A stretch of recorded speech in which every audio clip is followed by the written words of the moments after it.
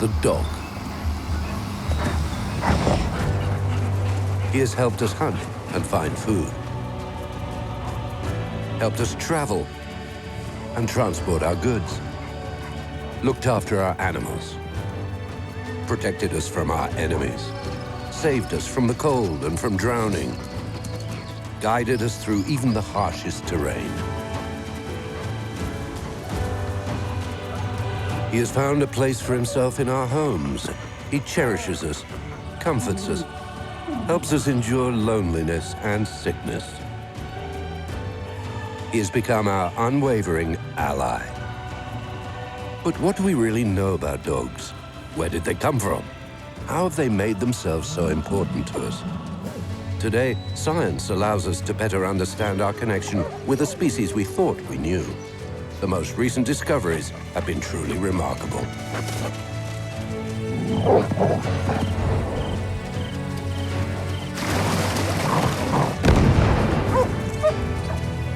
This is the epic tale of the alliance between man and dog, of how the descendant of a wolf became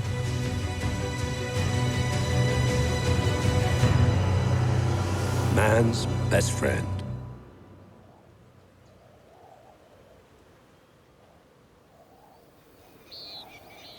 Eurasia, 30,000 years ago. At this time, two formidable species ruled the steppes, humans and wolves. They both lived in groups. They were intelligent and highly organized.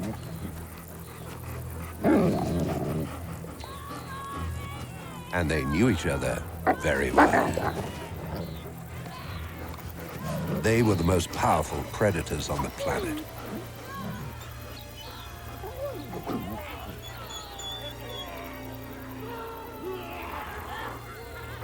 Our ancestors hunted like wolves. They tracked their prey over long distances and wore them down. So, how did they come together?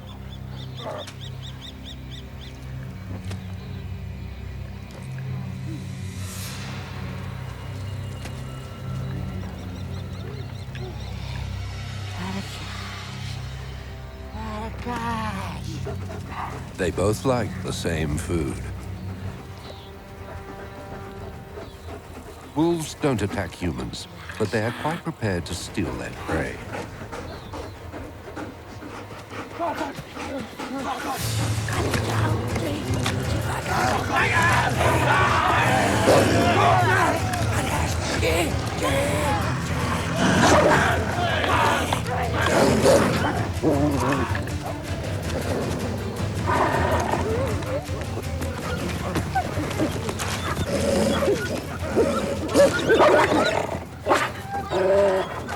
This rivalry lasted thousands of years, until the day that one wolf changed its behavior. Probably a young female, timid and vulnerable.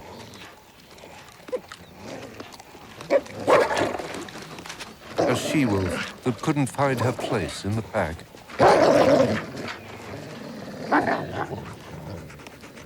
Waiting, always waiting.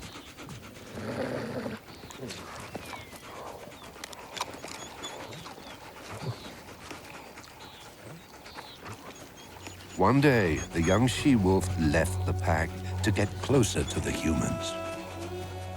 This decision sparked a major development in human history. It was the origin of the dog. For a long time, it was believed that humans had domesticated wolves by catching and raising their young. The reality, it now seems to us today, is completely different. It was the wolf that domesticated man.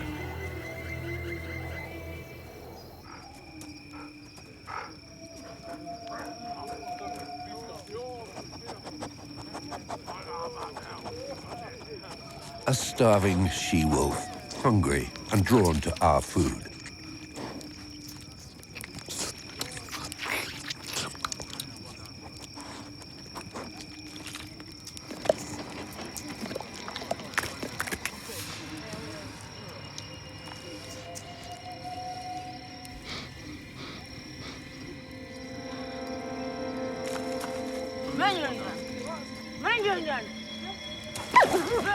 To humans, wolves were dangerous and clever rivals.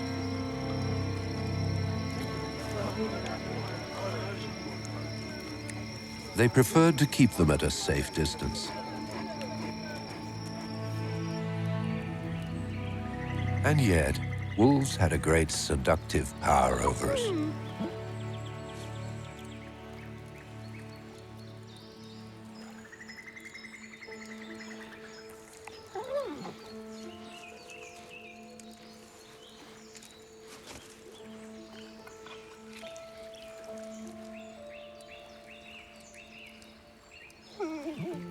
Enchanting eyes.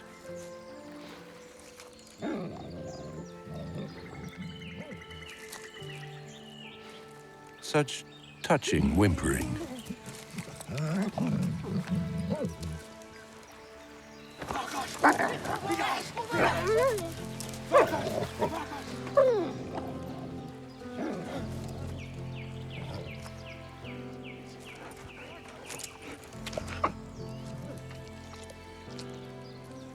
Recent scientific research suggests that this is how the partnership between humans and wolves began.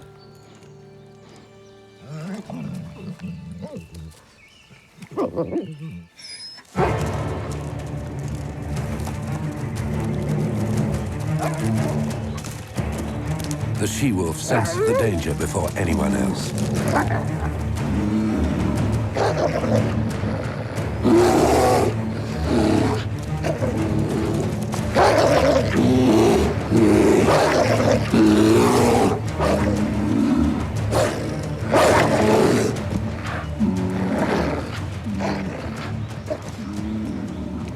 Thanks to her powerful nose and her ultra-sensitive ears, the she-wolf protected their supplies.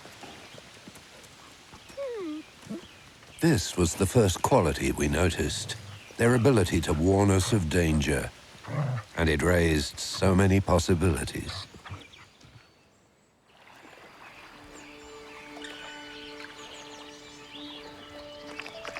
And so, very gradually, wolves transformed into dogs. They lived side by side with us and protected us from danger.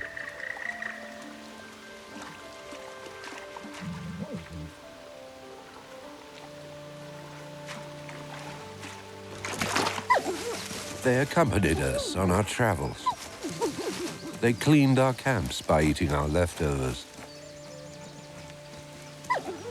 In times of scarcity, we even ate them to survive.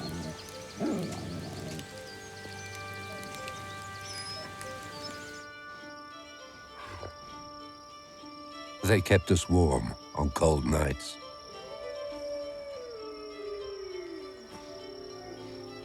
Wolves took a long time to choose between their life in the wild and a type of dependence on humans.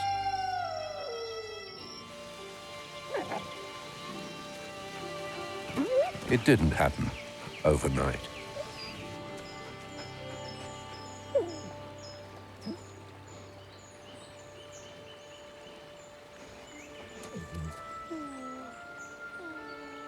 Over time, these animals have become excellent companions.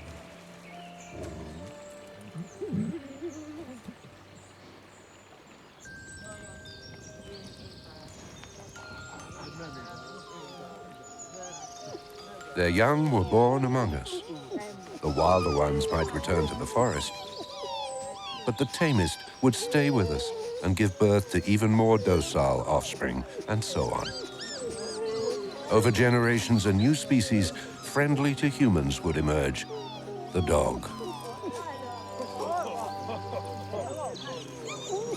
This discovery impressed the people that passed through.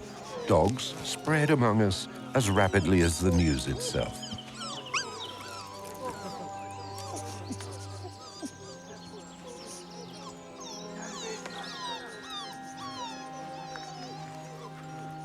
Soon, all mankind knew that an alliance with wolves was possible.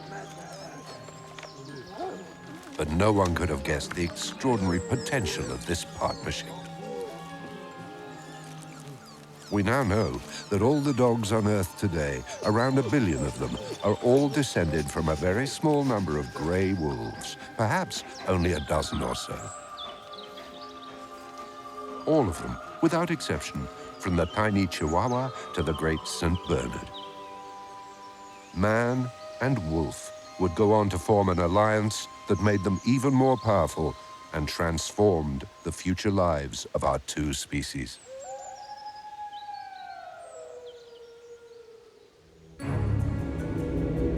"20,000 years ago, those first dogs appeared in the northern hemisphere. In Europe, we can trace an early breed of dog whose lineage did not last very long. In Central Asia, though, while the first dogs still looked very much like wolves, after contact with humans, their fur lightened and their ears and tail changed shape. Further south, dogs had shorter fur to cope with the heat. As they arrived in Europe, these Asian breeds gradually replaced primitive European breeds. In Asia, the number of dogs increased, and some migrated across to North America. Their appearance changed, but this was entirely due to their environment.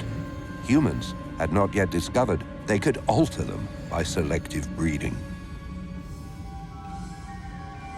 Around 10,000 years ago, dogs adapted to hotter climates and spread across South Asia as far as Australia.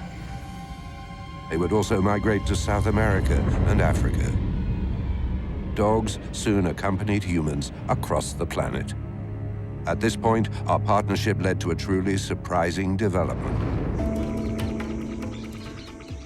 Dogs helped us protect our crops.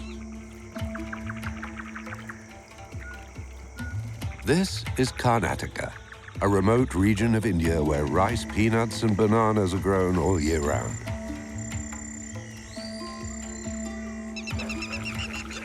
A story that was once so decisive for mankind is still being played out here today. In these villages, an ancient breed known as the pariah dog lives among humans without being part of their families. They live off the refuse.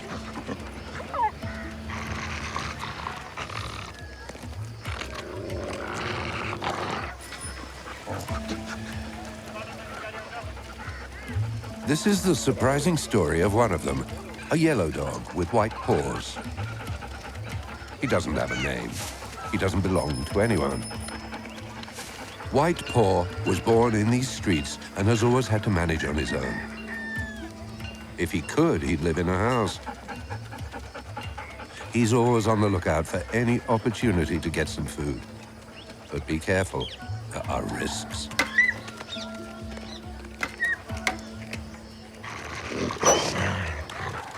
Here, it's the law of the strongest. But there's a better way. By learning the ways of the owners of the food, the humans. This is the most spectacular part of the dog's evolution, the huge process they made in understanding human psychology.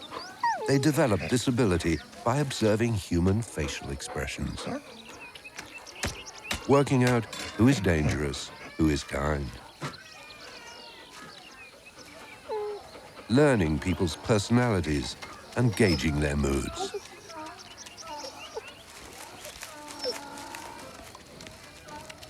To survive here, you either have to be the strongest or the smartest.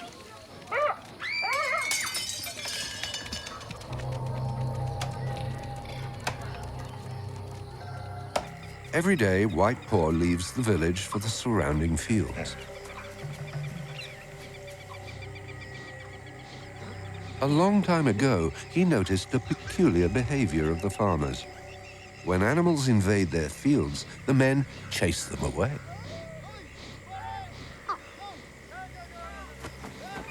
White Paw is looking for something.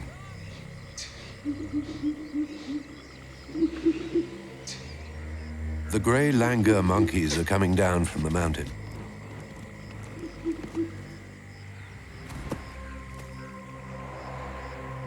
In this region that's totally dependent on agriculture, monkeys have become increasingly abundant. They live in groups of 30 to 40. They move around quickly and carry out raids on the plantations. Bananas, rice, coconuts. They're a nuisance to thousands of farmers that have huge trouble in chasing them away.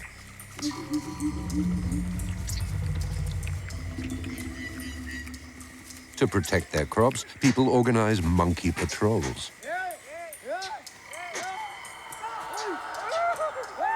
But the langurs are cunning.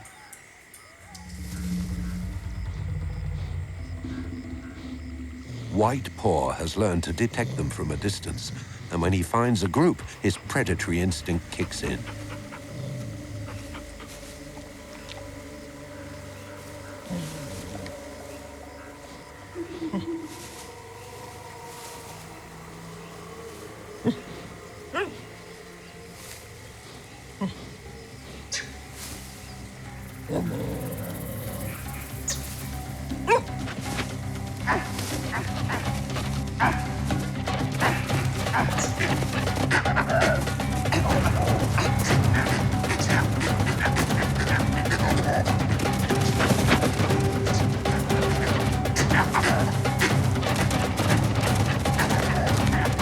Although no one's ever trained him to do so, White Paw takes a strange pleasure in chasing the monkeys back up into the mountains.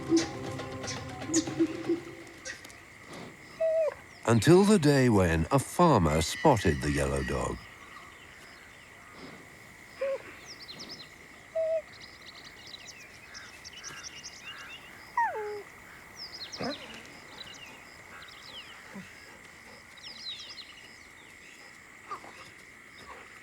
White Paw had made an impression. The first step.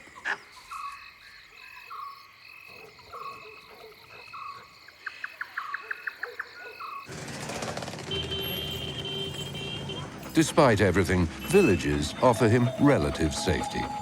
Those that live out in the country farms could be eaten at night by panthers.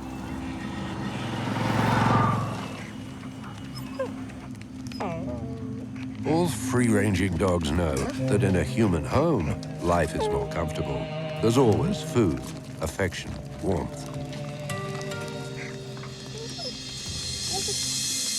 But not many are chosen.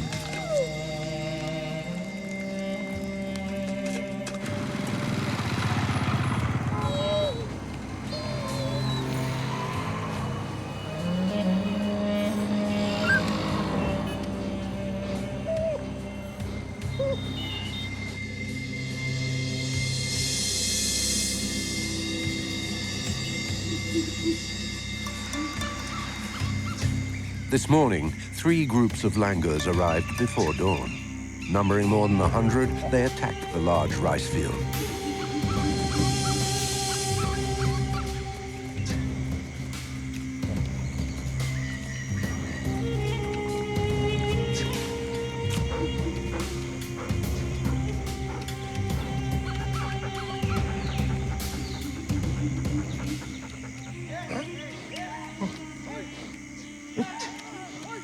The farmers all got together and rushed to chase them away.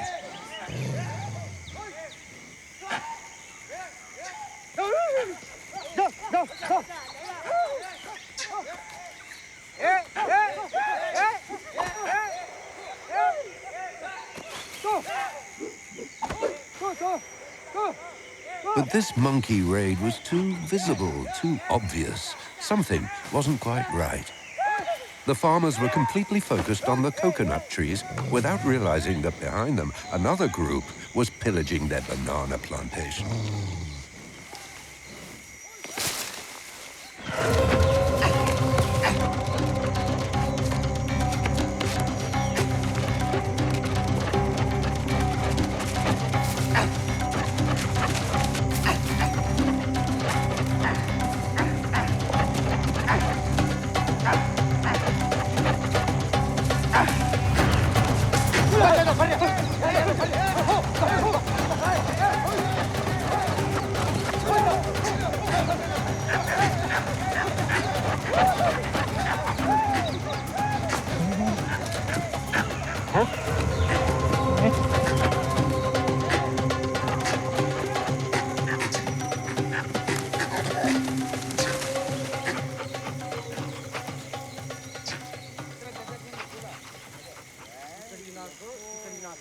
And so, White Paw's future changed dramatically.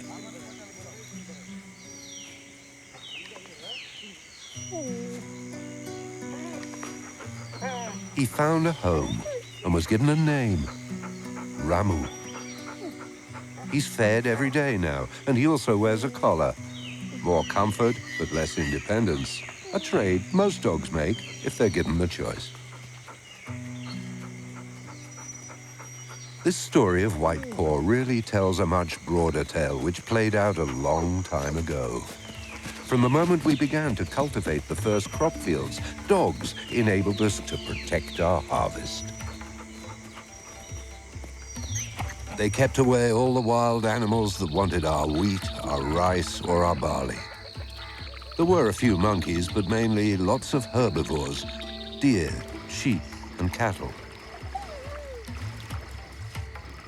All over the world, our friend helped us fill our stores for winter, and that changed our lives. 12,000 years ago, in Mesopotamia, humans began to settle around fields of wild wheat and barley. To protect their crops, the first villagers had heavy, powerful, mastiff-like dogs. This way of life prospered, and in a few thousand years, the first civilizations appeared. 5,000 years ago, ancient Egypt was built on barley and wheat, with the help of the ancestors of the pharaoh hound.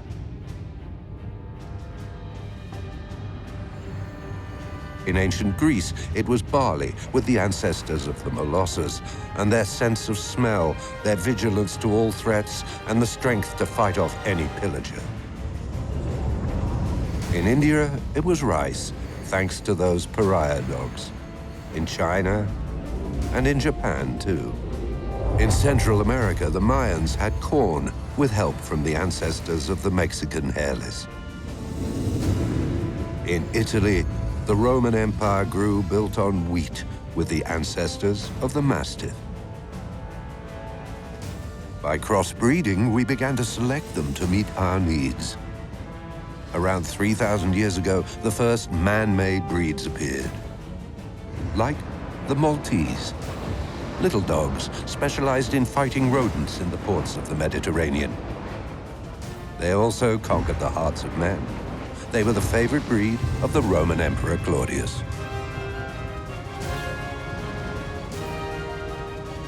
Dogs helped us create civilizations, but who could have imagined the next development in our partnership? Another revolution was about to take place, thanks to our dogs. The domestication of animals.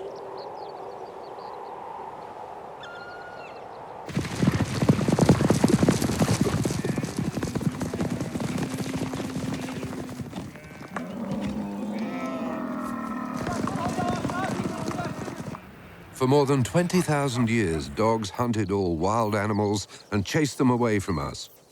But then, suddenly, humans had the idea to keep a few goats close at hand. They became herdsmen and used their dogs to protect their animals. Predators that protect their prey. How's that possible? How could the descendants of wolves become guardians of the animals they were supposed to kill and eat?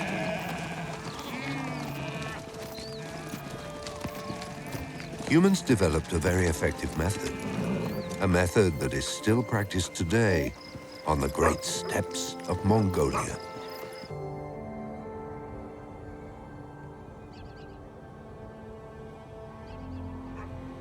This is the story of a Mongolian Bankhar dog. His name is Jiri. Jiri is in charge of a huge flock that he protects from wolf attacks. His strength and loyalty make him an accomplished shepherd. He's already killed more than 10 wolves. His reputation as a protector has traveled beyond the mountains, but that hasn't always been the case. Jiri became a shepherd 10 years ago, and here's how it happened.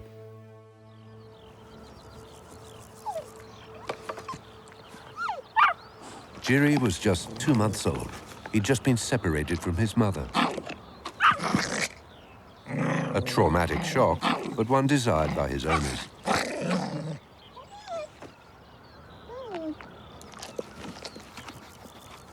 His instincts told him to defend his meal.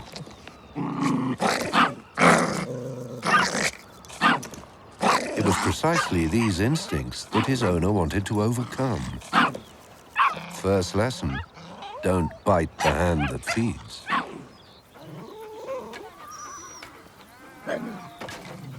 One day, 2 men he didn't know came for him to take him away, far from everything he knew.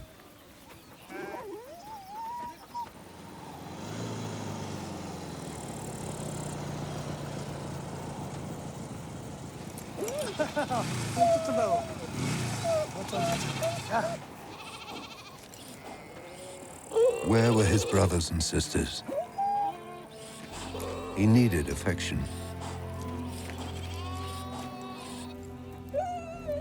And so he replaced the family he lost with those he had around him now. Humans.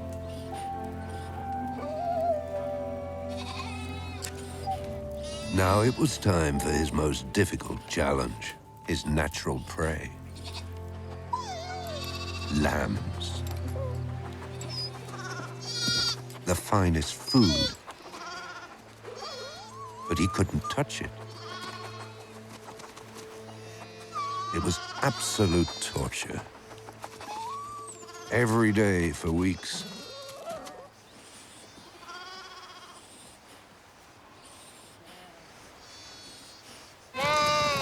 With the adults, it was a different story.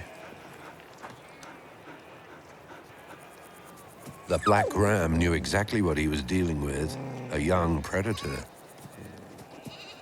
And he didn't want him in his flock.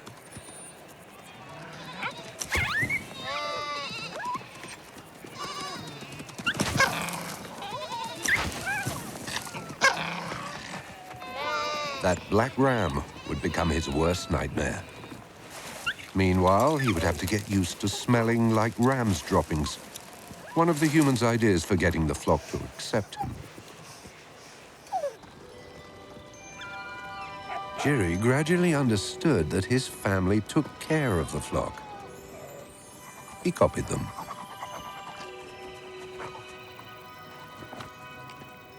When there was a wolf attack, the humans were unhappy. They didn't like the wolf's scent.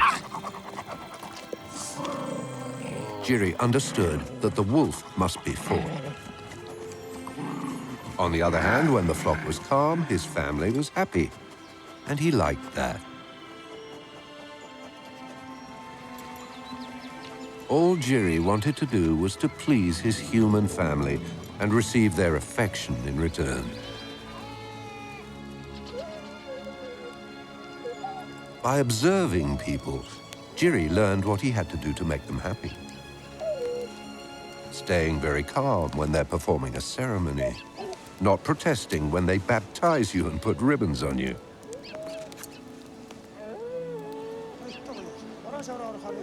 The people could do what they want as long as he got some affection. Jiri was happy.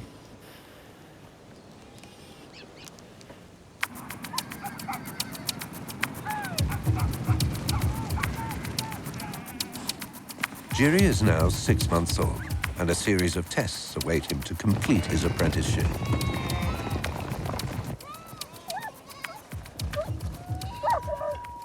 His new job?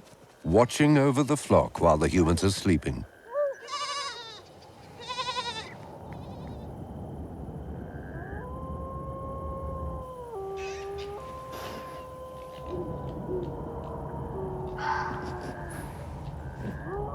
And at the first sign of danger, alerting his family. Another of the dog's incredible talents. To communicate with us, they learn to bark. a language the wolves can't speak.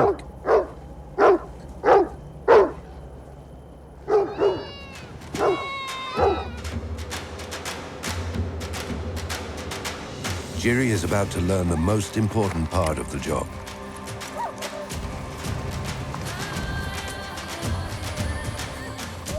It's his first migration, towards new pastures, to the salt lakes.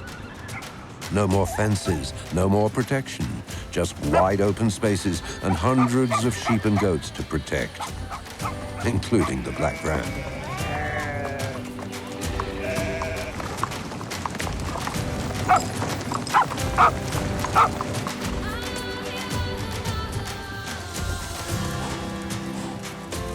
He has to keep the flock in a single group.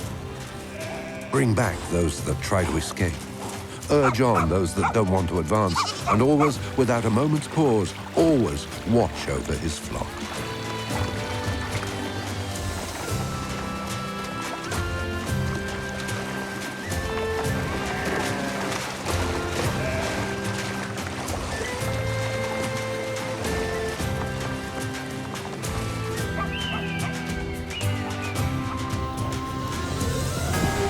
In exchange for his devotion, Jiri gets his reward. He is loved by the leader of his pack.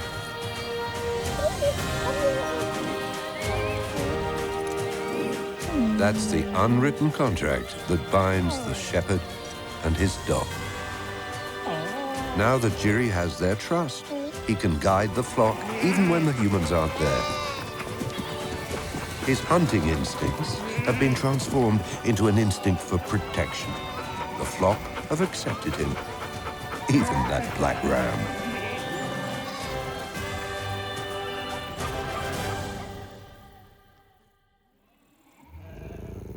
Jiri has become the perfect sheepdog. All that is theirs is his.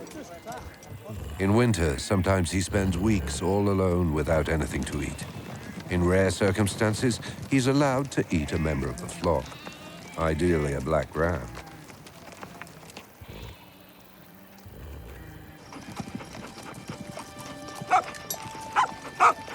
Our partnership with dogs was crucial in domesticating other animals, and the advantages have been considerable. Readily available food, fertilizer for our crops, wool and leather for our clothes, bone tips for our arrows, fat for our candles. Over time, we've decided to keep increasing numbers of animals with us, and dogs took on the task of protecting them all over the world. Around 10,000 years ago, dogs protected the first goats in the Middle East, followed by sheep in Persia. At the same time, pigs were domesticated in China. Then came cattle in India and the Middle East. Then horses in Central Asia and Spain. Llamas in Peru. Each time, dogs protected these animals. The Romans created the ancestor of the Rottweiler to accompany the herds that fed the soldiers of the empire. In the 19th century, some of today's most popular breeds appeared. The German Shepherd, the Border Collie to drive herds, the Shetland Sheepdog, Swiss Mountain Dog, Belgian Shepherd, Pyrenean Shepherd.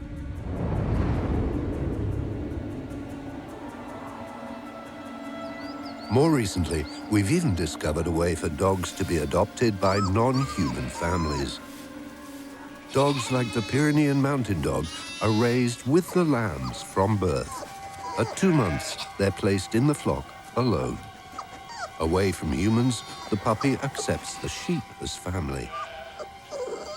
They become his brothers and sisters.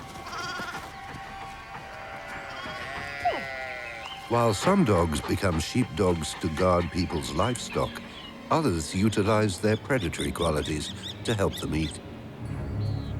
But let's go back to the beginning. People have always known that wolves are formidable hunters. They've seen them in action, even copying their techniques. But the wolves' effectiveness is down to one thing: their collective strength.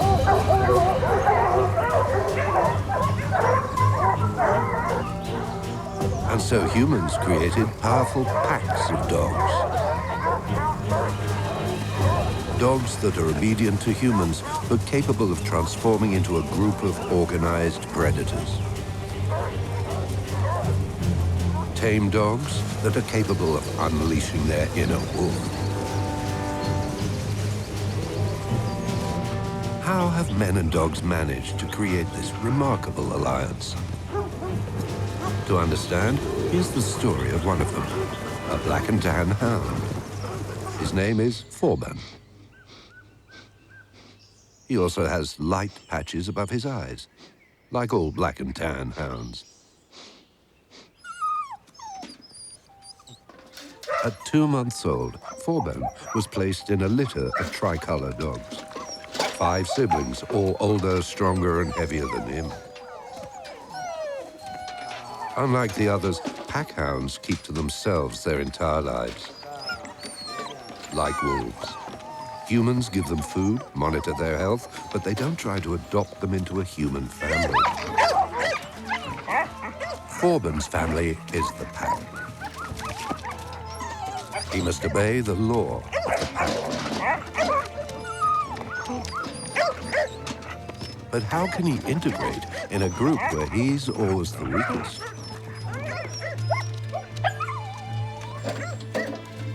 This struggle will define Forban's life.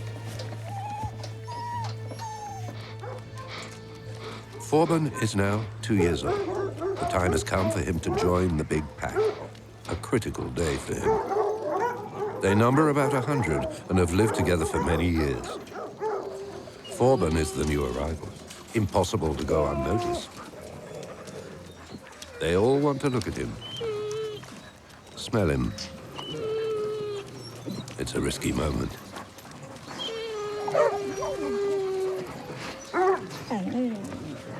He must pick out the aggressive dogs and not rise to their provocations. And he can't lie down, or else they'll attack him. He mustn't show the least aggression. If he makes the slightest mistake, he'll get a nasty bite.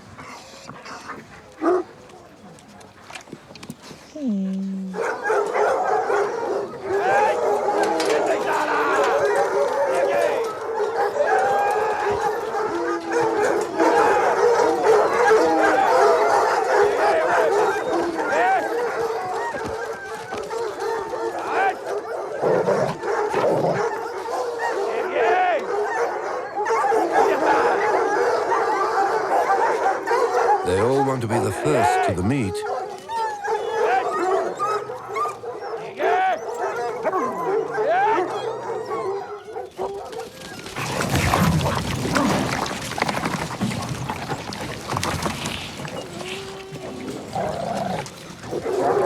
It's been the same story for Forban since he was little.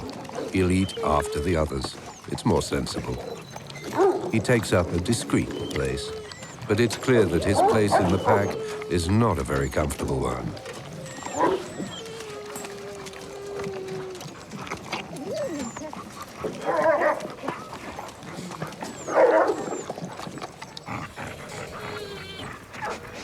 The night before the hunt, the man's choosing his team. They can't all go. Forban doesn't know what's happening. He senses that something's going on, but he's never left the kennel with the big dogs.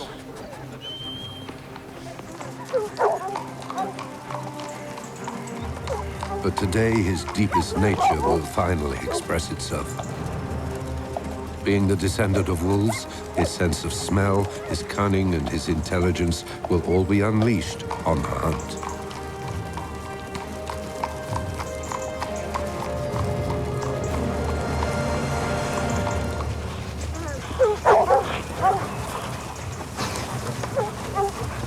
He can instinctively track the prey with his nose. He's guided by the scent the animals left on the ground. but the wild boar's already far away. An ancient tactic comes into play. The pack fans out to pick up any sense.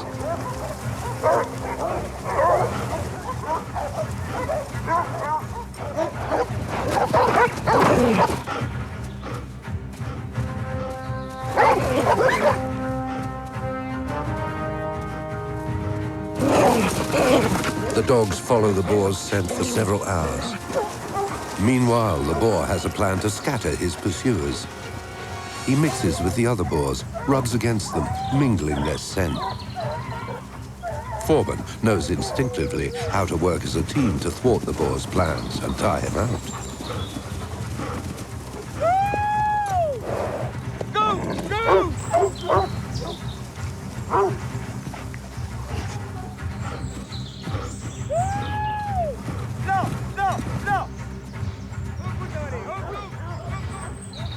But wait, what's going through Forban's mind today?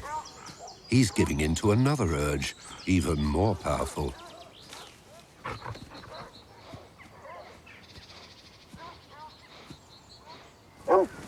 His instinct is telling him to leave the pack now. He must stay in the forest.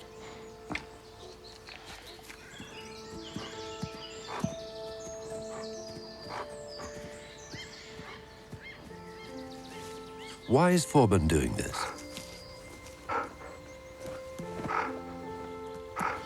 It's an instinctive reflex passed on from his ancestors. If a young wolf fails to make a decent place for himself in the pack where he's born, he leaves. He's looking for another pack. But where is he to find one?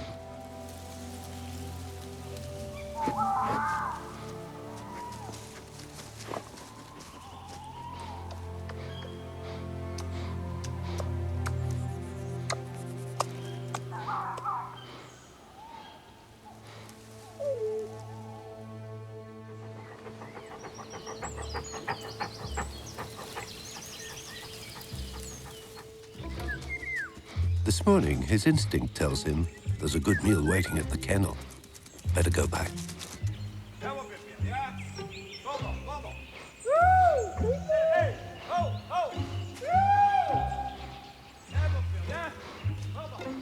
No, on second thoughts, it's not a good idea. He's better off finding his own food.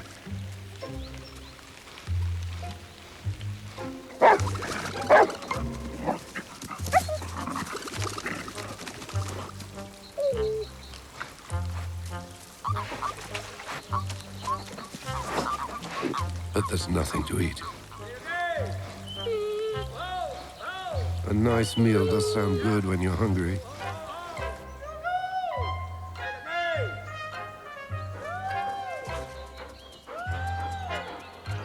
Should he go back to the kennel? Back to the pack?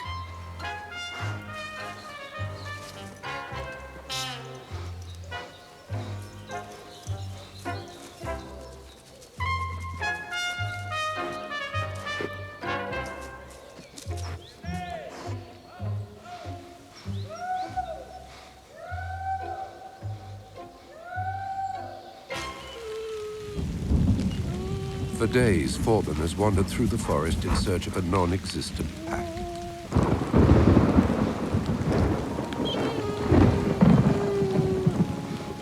He has roamed the area, looking for food he can't find.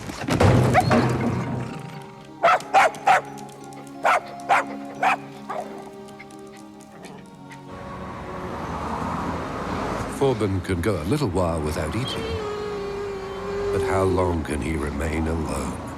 Dogs are social animals, not made for solitude. He needs others too much.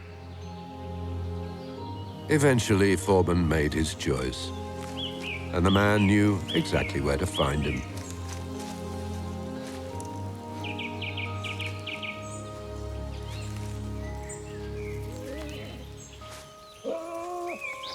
Forban wasn't the first. The ones that run away always come back. Viens, mon pépère, viens. Eh bien, j'ai rendu. Foreman's story helps us understand how humans joined forces with dogs for hunting. They simply brought out the wolf the dogs had within. But dogs are no longer wolves. They're deeply connected to us, even though instinct sometimes calls them back to the forest.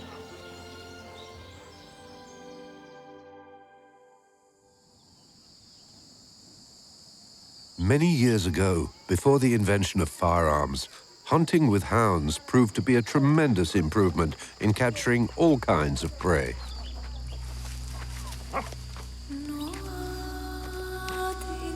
Thanks to these dogs, we suddenly doubled the number of animals we caught. We could feed entire clans and villages. A huge step forward. No wonder we consider dogs a blessing.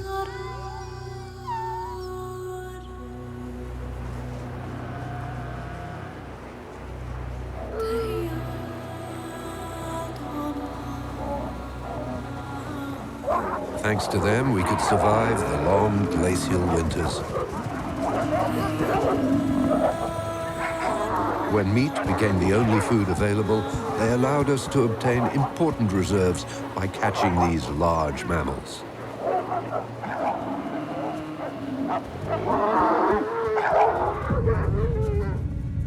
Our hunting partnership led to many specialized breeds. By selecting certain characteristics and breeding the best specimens, men created dogs adapted to the animal they wanted to hunt. Fishermen in America created the Labrador, a great swimmer who could retrieve fish. It's become one of the most popular and trustworthy family pets.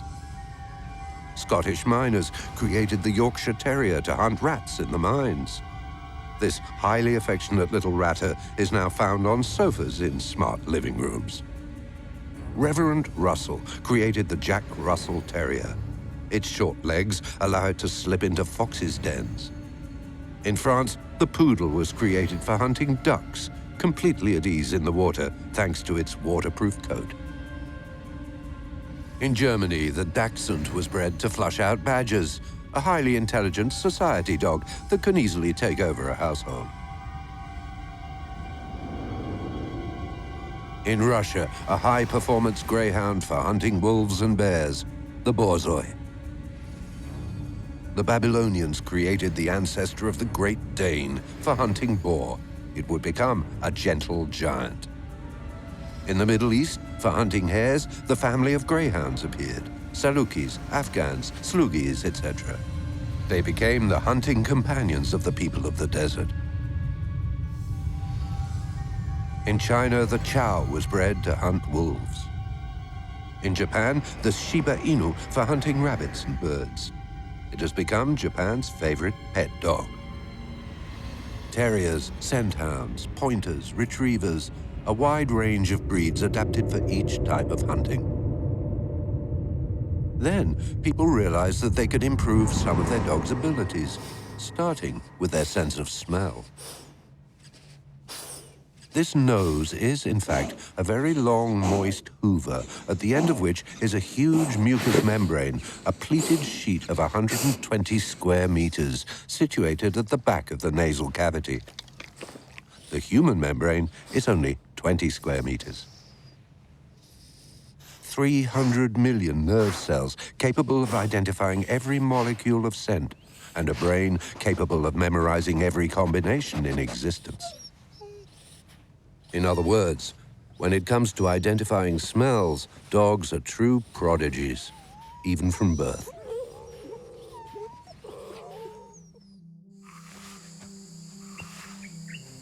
However, in this field, one dog stands out above all others.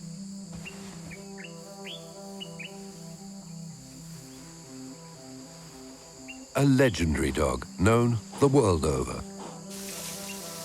They say it appeared in the Middle Ages in Belgium in a monastery. Endowed with a majestic, incomparable nose. The Sherlock Holmes of dogs. The bloodhound.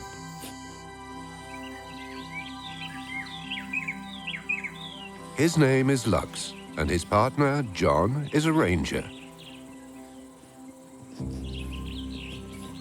For 6 years, they have protected the Olpejeta Reserve, one of Kenya's wildlife sanctuaries.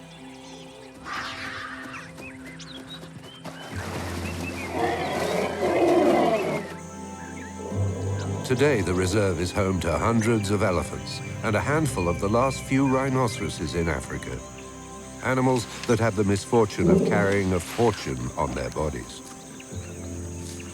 Easy prey for poachers.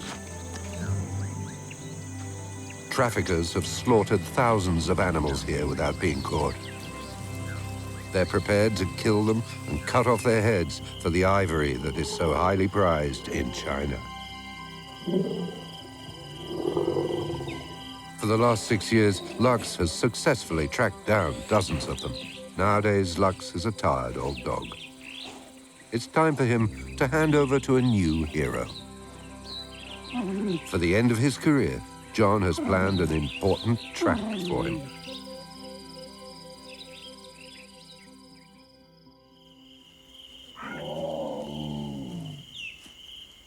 The operation begins at nightfall on the 25th of October.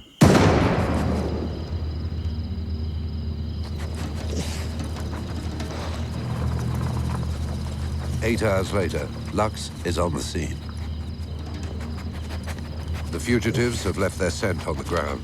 It'll be his reference. Lux can follow a scent up to 4 days later.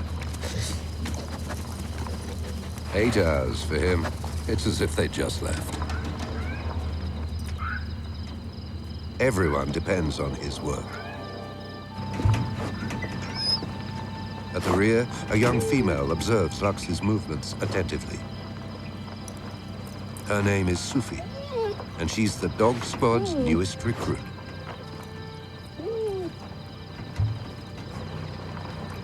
She learns by watching Lux in action. This is Lux's last mission, and now he's training Sufi to take his place.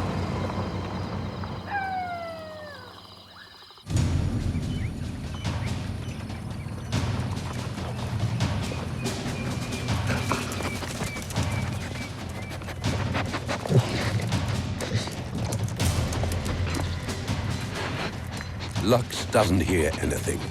He doesn't see what's going on around him. His large ears keep the smells around his nose.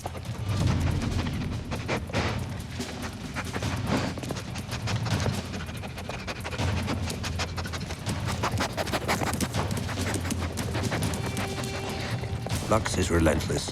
He will follow a scent until he drops.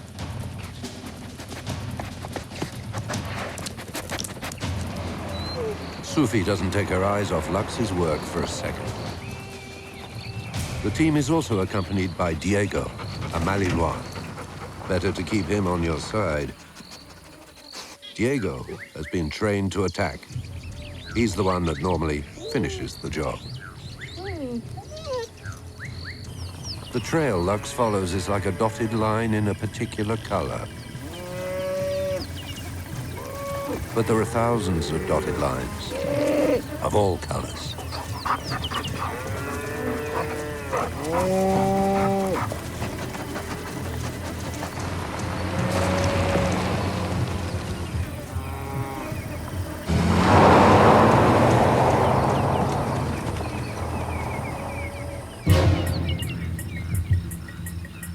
Lux comes face to face with his worst enemy, a river.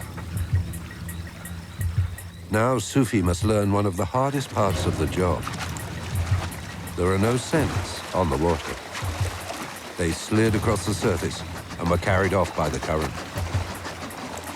They must find where the man got out on the other side. They've come 60 kilometers in 40 degrees heat. Lux is totally exhausted.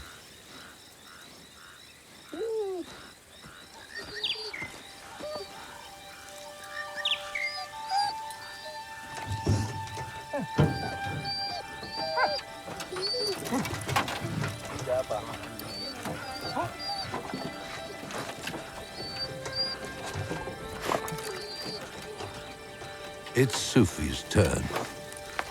Her first mission.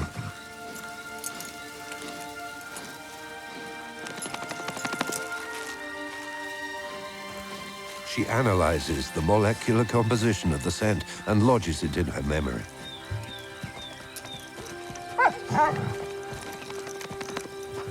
She switches into tracking mode, as if she can see it all in the past. They're off again.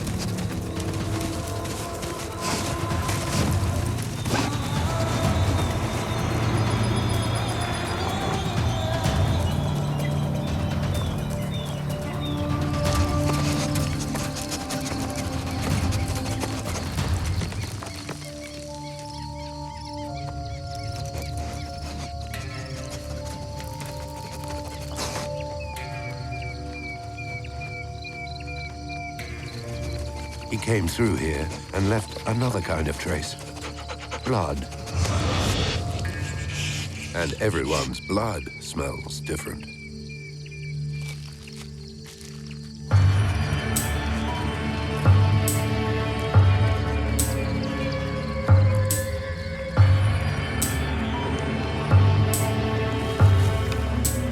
Sufi's mission is reaching its end, but there's one last difficulty.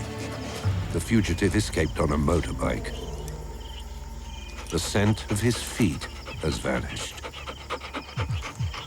But the smell of his blood takes over. Sufi reprograms her tracking system.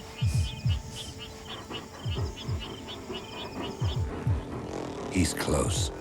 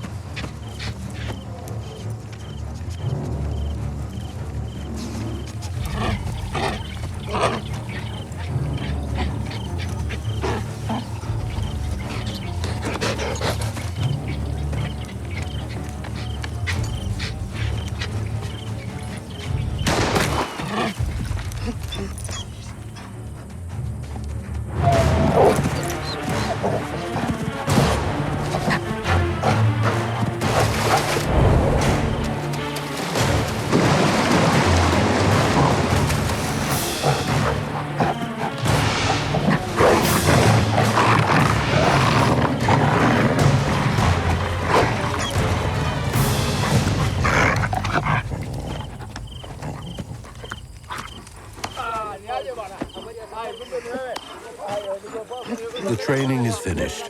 That's it. Sufi's ready, and old Lux can be replaced.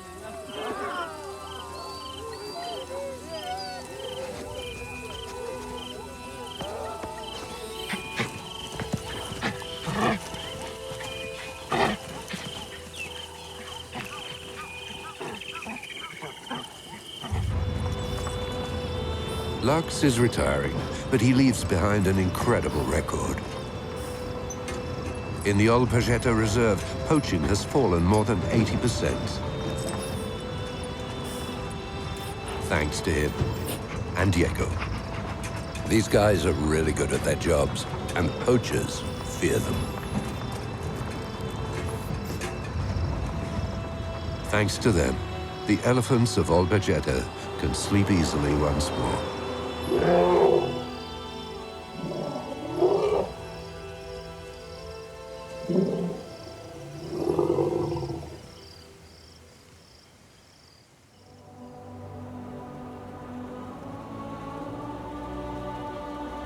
10,000 years ago, humans learned that they could also use the dog's strength and endurance to help them get around.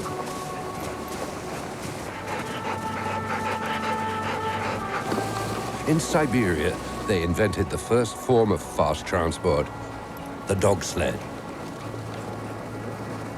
Capable of running 100 kilometers a day, lowering the temperature of their paws and muzzle to 0 degrees, these early endurance athletes allowed humans to transport themselves and their belongings across vast distances. Man's world was expanding, but there was more. Like Hatchet, this young spaniel, some dogs would show themselves capable of saving our lives.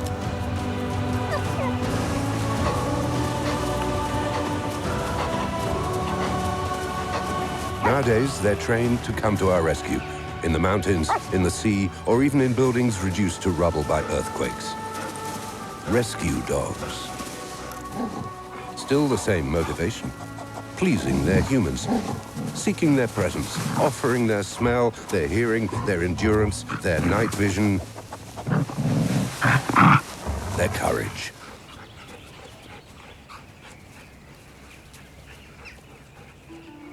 But we've also set them to tasks that have gradually distanced them from the natural world of dogs. We've used them like tools. And this has complicated our relationship with them. It's 6 o'clock in the morning, in the far east of Cambodia. This 6-year-old female Malinois leaving for work is called Jelig. She's a seasoned expert. She was trained by her partner, Neve.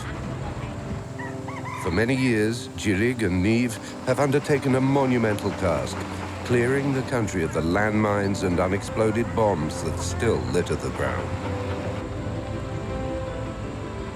4 million mines and 26 million bombs are still buried in this rapidly growing country.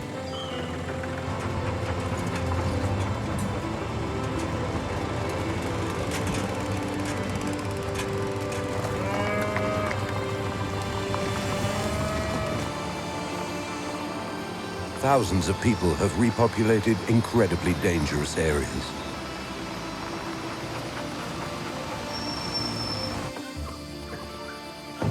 This morning, the mine-clearing pair have been called to an emergency.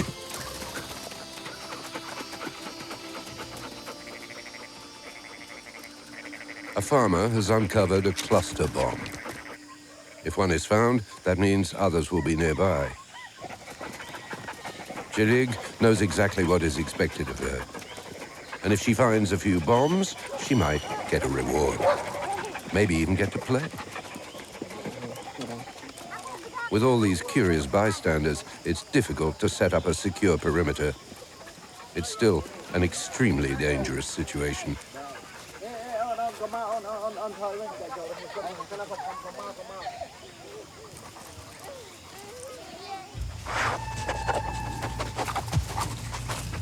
She can detect the faintest scent of metal in the ground.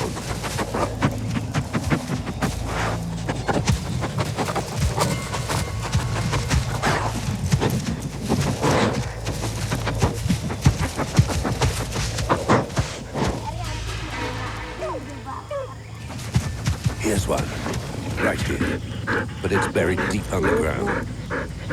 Jelig can find bombs up to 6 meters down. She sits and stays still. Neve understands.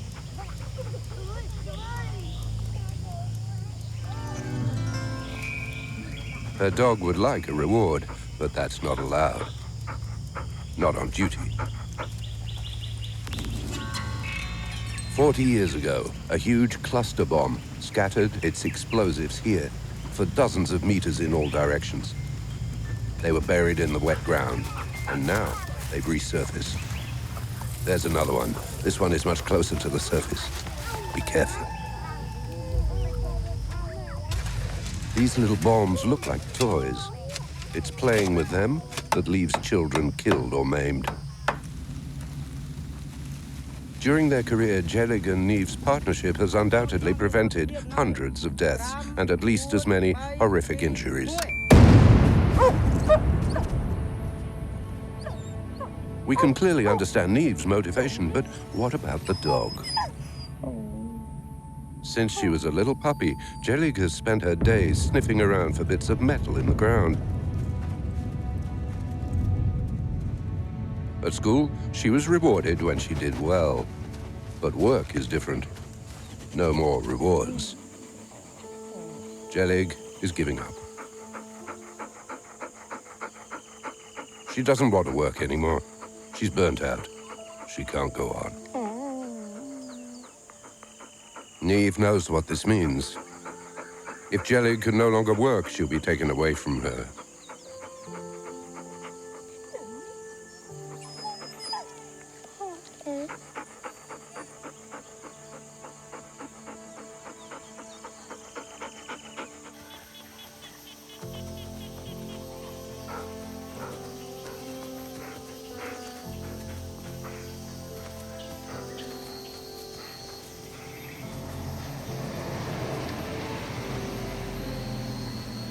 In this business, there's no time to wait for a dog to get better.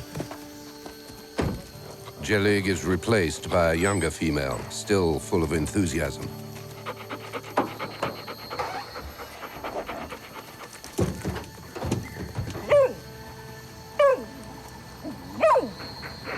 When we use dogs as tools, our relationship with them deteriorates.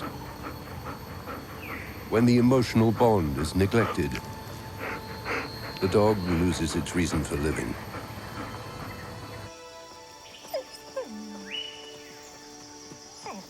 Can Jelig keep working? Dogs who aren't 100% focused can't be used for mind clearing. It's crucial for Neve to remotivate her.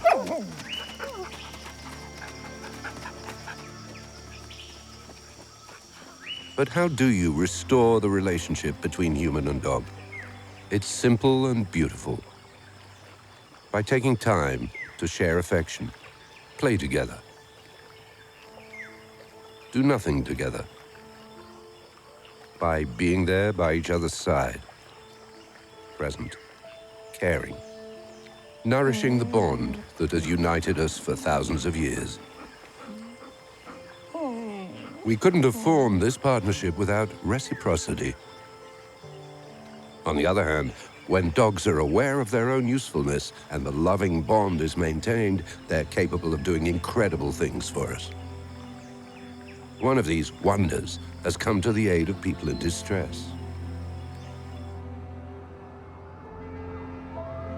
The world has changed since our first interactions with wolves. There are more people, but sometimes there's also more loneliness. Some people live in isolation from the rest of the world. We treat them using psychotherapy and medication. But recently, we've started to help them using dogs. This is the story of how a young dog could heal a woman wounded by events in her life. The dog's name is Rue. She's successfully treated Brittany's post-traumatic stress disorder. Their story begins a year earlier. It's the beginning of her training, and Rue is 5 weeks old.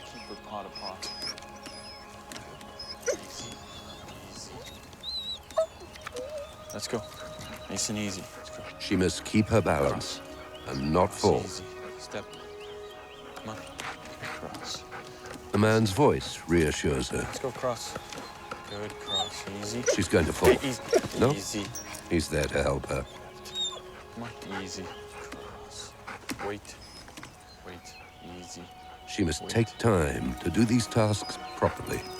Wait. The man's voice Cross. tells her she has time. Easy. Easy. Gotcha. Rue takes confidence. Let's go. She'll need it. Good girl.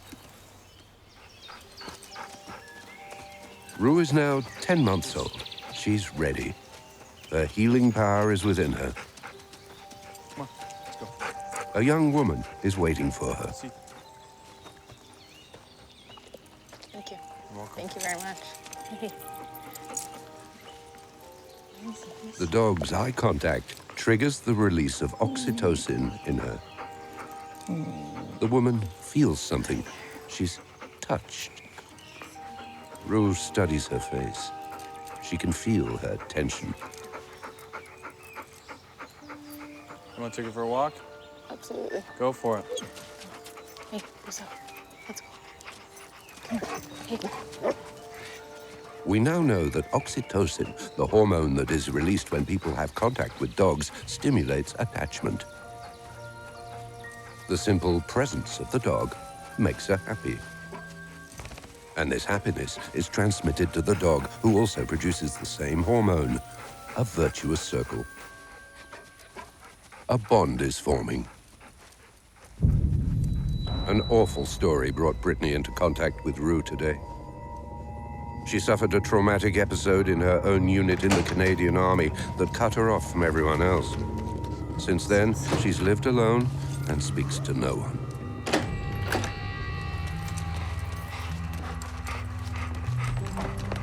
Rue can't understand the story, but she is capable of deciphering several emotions from Brittany's facial expressions.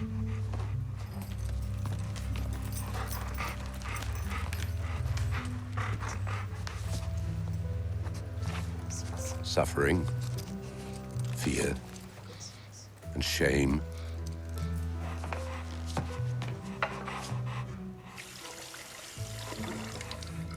Rue senses her distress,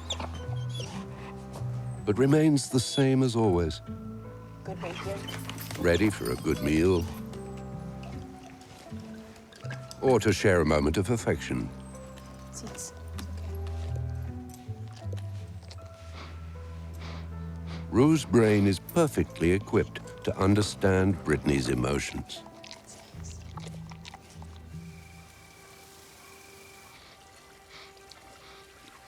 In this woman, she perceives a world of anxiety. The fear of being attacked. The need to protect herself from others. One of the dog's greatest qualities is that they don't judge. Rue is happy just to take it all in.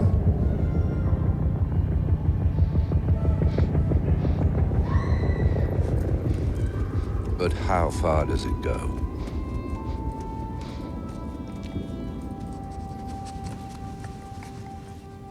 Can she hear her nightmares? You have her step down, mindful. Back to the training camp. Because The first thing test. we're gonna do is we're gonna each get 4 cans when I say. Wait. Or she's Rue has to do a vote, balance on these okay? cans. And She can do it. deciding She just has you to stay cannot calm. Step down. Okay? Go ahead. Let's go. Step down. But Brittany's worried she'll fall. She's stressed. Leave that. Leave that. Drop it off. Good stand. And her stress is transmitted to the dog. There. Easy up. Leave that. Let's go. Step up. This exercise forces the young woman to control her You're looking emotions. at me, but we have to remember that the dog is feeling our vibration. Okay? Nice and easy. Step down. Easy off. What affects you will affect her. That's how Rue calms down. And everything's fine. Life. It's an important step for Brittany. All right. Good? I don't know if I can do it. You can do it. The second test is There you even go. tougher. A little bit at a time. You okay? I I don't don't know know. if you can get it. I don't know. She has to cross the gap to reach her dog. Talk to your dog. It's okay. Wait. Slide your bum. Talk to your dog. Faced with the drop, Brittany's anxieties come flooding back. Wait. Hands first. Slide your bum. She can't do it. First, slide your Josh, bum. I Talk to can't. your dog. Point It's your okay. dog. Wait. I can't. Yes, you can. I can't. Why? I can't, Josh. You I can. can't do it. Rue senses that Brittany's discouraged. But she just wants to play and have fun.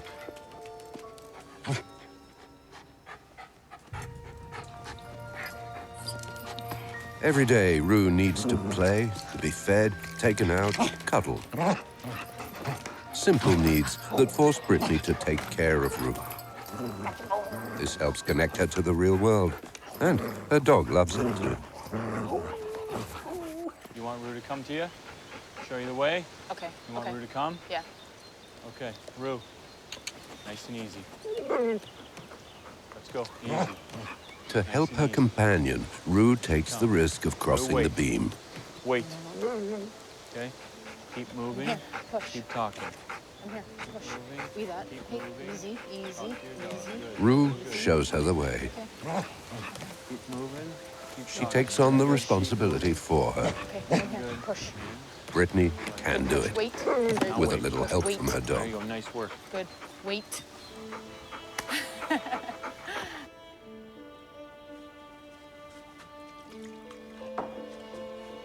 Day after day, her fears recede.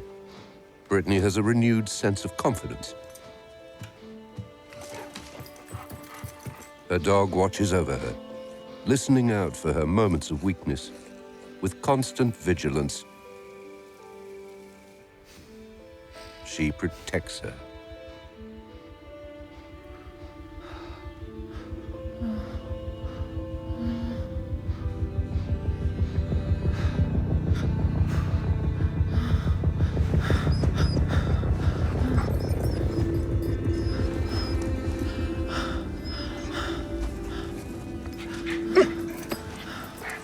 Tests show that a dog's presence really does have positive natural effects on our health. It steadies our heart rate, lowers our blood pressure, lifts our mood, reassures us. The dog's infinite patience and steadfast love for their humans have a lot to do with it. I manage my leash here for a second. That's all right. Take your time. Take your time. Move, talk to the dog. Good? Yep. The final test, Hey, the do that. footbridge, Wait. Knock it off. the end of the road. Firm in your vocals. Cross. Move, talk to The goal, You want to be more to cross to the other side, across the gap. Watch your leg there. She's on your leg. Nice. Talk to your dog. Put it back. You can actually grab the handle. No, not good enough. You gotta go back. Talk to her. Rue is in danger, This is why, as you're moving, I'm gonna but she talk to puts you. herself entirely in This is Brittany's why you hands. have to hold. Downstay. Don't let her Give me get that. up. For the first time in a long time, Knock it off. Brittany feels responsibility, Go. and she acts. Left cross. Nice. Good cross. Wait. Work. Good wait. Cross. Cross. Good cross. Push. Good push. Wait. Having confidence in herself will let her love herself again.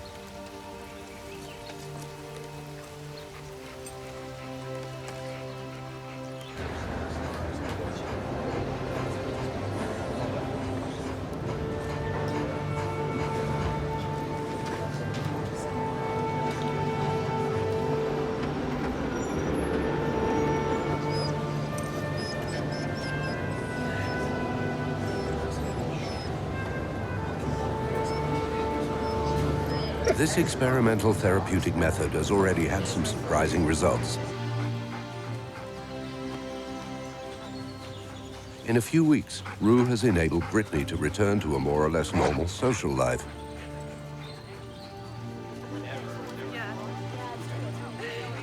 For those in charge of Brittany's care, the healing power of dogs has not yet been explained by science. The connection between humans and dogs is deeper than we can imagine. Their powers of understanding are immense.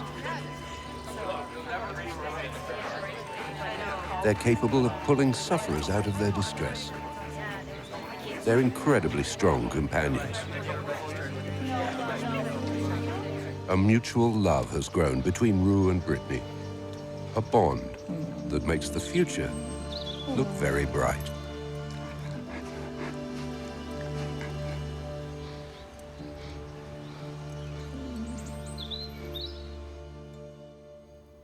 Today, we're discovering the incredible therapeutic abilities of dogs. More and more of them play auxiliary roles in hospitals. They provide priceless care to patients. But there are still plenty of unsolved questions. Hatchie and Owen's story is yet another part of the mystery.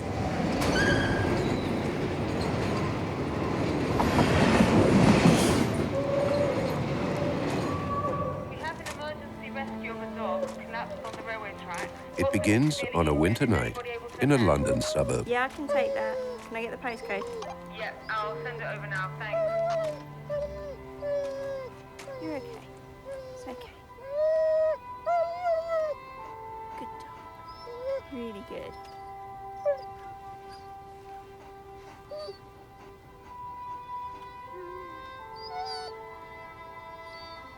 I've located the dog on the train tracks. I'm going to see about getting these trains stopped now.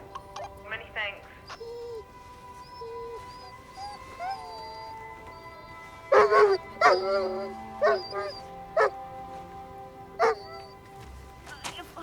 A dog has been abandoned on a railway track in the middle of the night.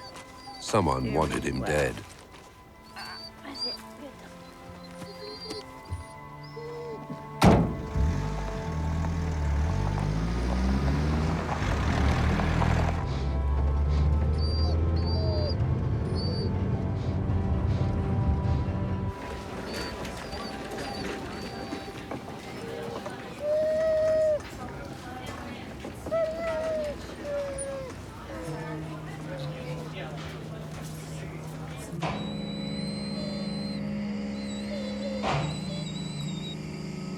A male, 6 months old.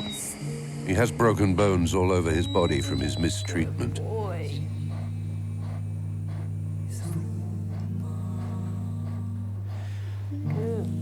And a serious leg injury from the impact of the train.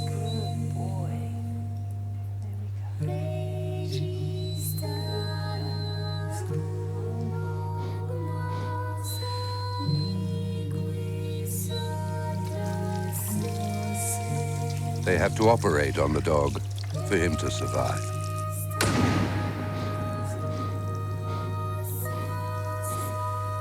An association takes him in and gives him a name, Hachi.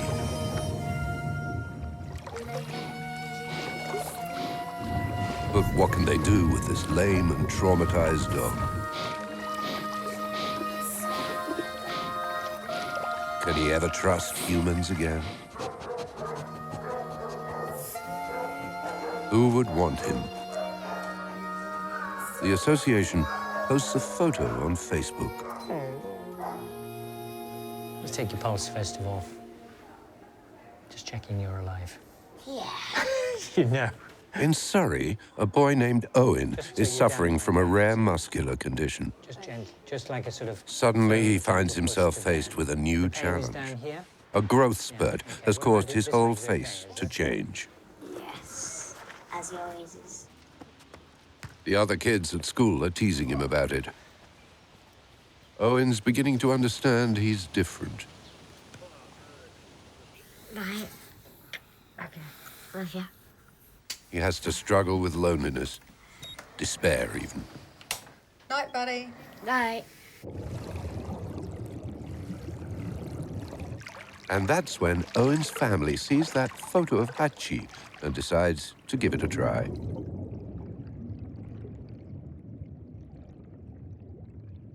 It has its risks. Hachi's 3 times heavier than Owen. He was abused by people.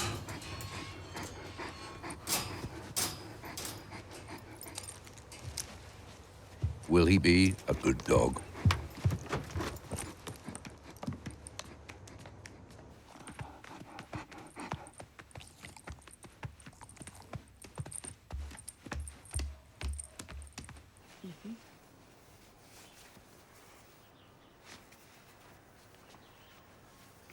Why would he want to be with a little boy he doesn't know? Hachi immediately senses the boy's fragility. He adjusts his movements so he doesn't knock him over. Amazingly, he immediately accepts the little boy's friendship.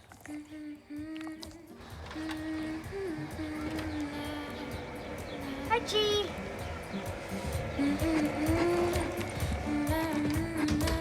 With Hachi, Owen's having fun again.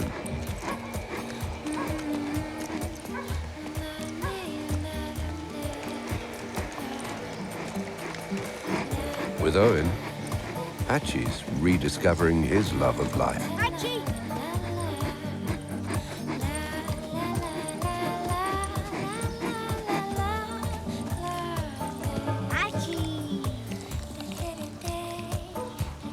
How can a dog that was beaten and left for dead by his previous owners give his affection so quickly to a child he doesn't know?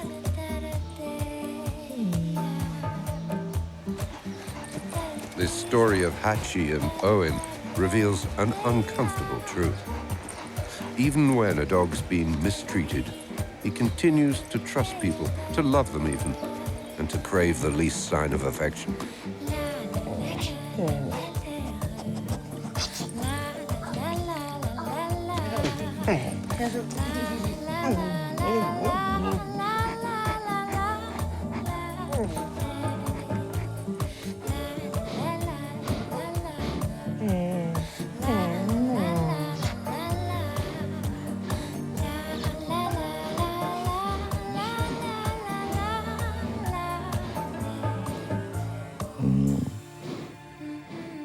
First holiday with you.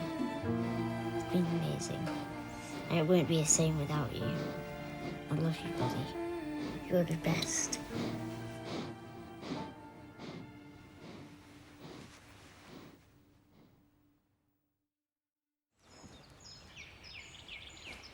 Dogs arrived in our lives when we were nomads and hunter-gatherers. They were like us.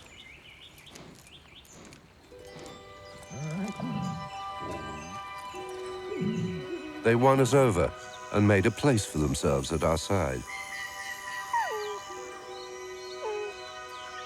They protected our harvests and allowed us to build up reserves. So we became farmers.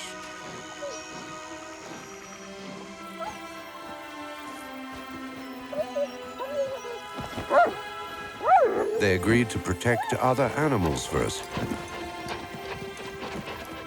And we became shepherds. They were happy to hunt their prey with us. And we became the most powerful hunters on the planet. They gifted us their many talents, their sense of smell, their strength, their stamina, their intelligence. They've come everywhere with us, even into the cities. And they've even been able to figure out our thoughts and feelings. Today, they accompany us from our earliest years. They teach our children about friendship and loyalty. They make us exercise, smile, and play.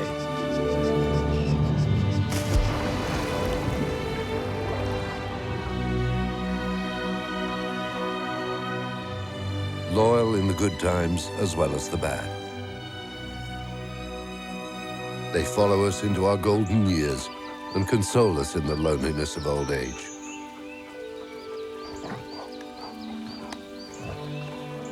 This animal born of our alliance with the wolves, there's nothing like him in the whole natural world.